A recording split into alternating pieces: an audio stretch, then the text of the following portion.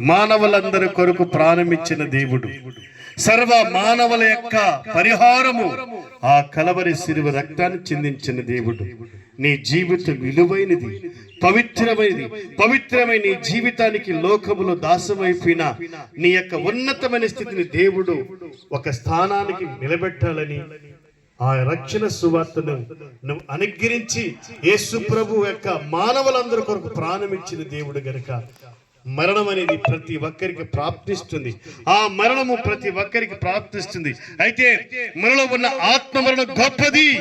ఈ ఆత్మ లోకములు ఎవ్వరు తప్పించలేరు. ప్రభునందు కలిగి ఉన్న నీవు, నీ ఆత్మ జీవులోకి వెళ్తుంది, నిత్య రాజ్యంలోకి వెళ్తుంది.